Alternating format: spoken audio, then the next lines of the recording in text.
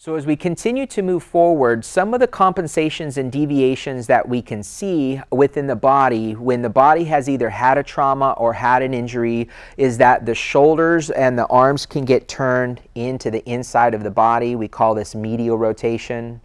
There can also be, if there's a medial rotation, there can also be a lateral rotation within the arm itself and within the lower arm. We can see all sorts of different holding patterns within people's hands where the hands just get held real rigid. So you can see people walking around and it looks like their hands and fingers are just look like kind of like a claw. We can see all sorts of different holding patterns. And a holding pattern is a position that you put your body into when the body's starting to get uncomfortable or it's starting to fatigue or tired.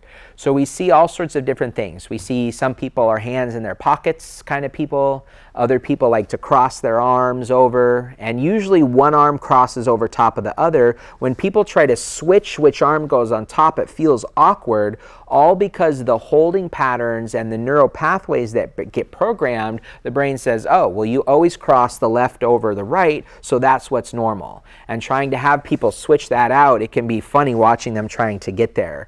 And so having the ability to find a comfortable position for your body is ideal, but at the same time, what has to happen is that that body can't be held and in the same position all the time, and that's why we call them holding patterns. Some other ones are hands on the hips.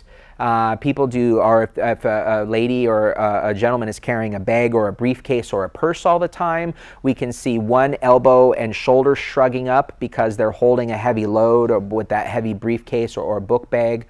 So there's all of these different compensation and deviations that we can see within the body, and that can facilitate a lot of pain as well as decreased range of motion and lack of function within the hand and the arm.